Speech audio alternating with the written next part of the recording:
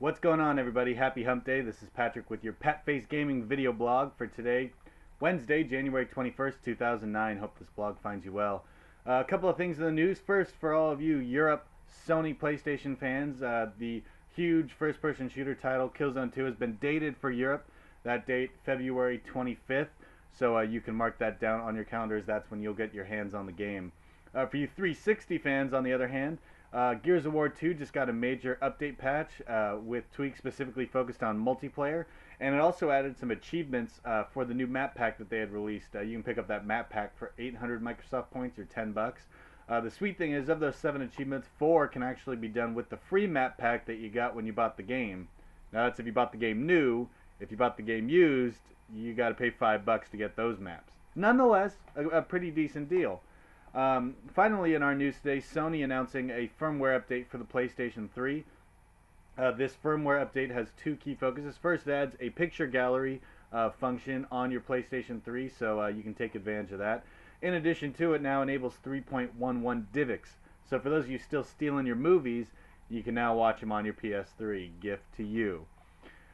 It's a retro day here. Obviously, usually that's Tuesday on Patface Gaming, but with the inauguration yesterday, we decided to back it up a day and make it Wednesday. And today, for all you Mike Tyson's Punch-Out fans from back in the day on Nintendo, I'm wondering if you ever gave this bad boy a try.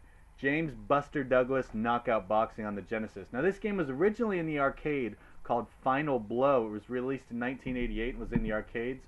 And then Sega, as soon as Mike Tyson was defeated by Buster Douglas for the heavyweight championship in boxing, changed one of the characters, threw James Buster Douglas in there, and then ported it over to the Genesis, released in 1990. Now, I think this game is an underrated game. Instead of the top-to-bottom action that you have in Punch-Out, it's more of a side-to-side, and all of the characters basically look exactly the same. They're pretty generic. You have, the Asian guy, the white guy, and so on and so forth.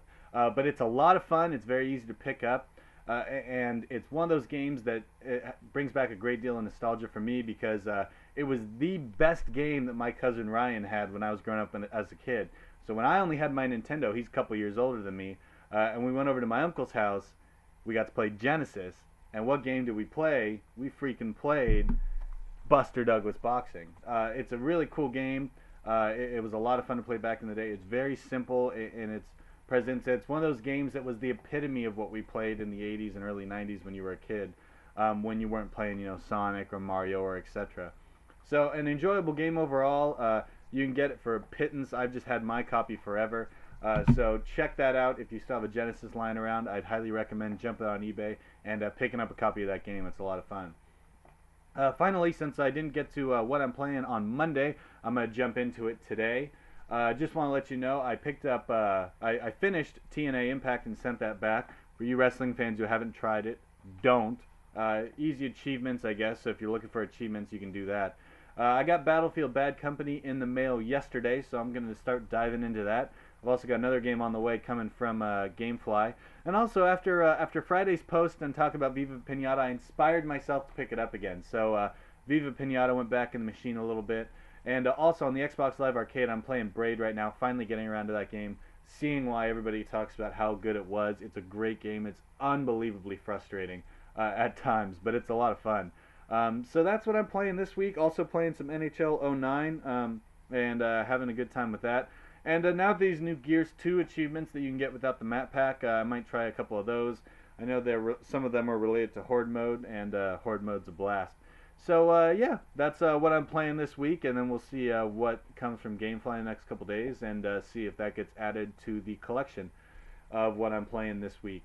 So that's going to wrap it up from here. I want to thank you as always for tuning in, and remind you that the blog is patfacegaming.blogspot.com, and the YouTube channel is Patface Gaming, so please subscribe and support, and I appreciate you checking us out today. I want to wish you, again, a great rest of your hump day, and a great rest of your week. This is Patrick with patfacegaming.blogspot.com. So long, everybody.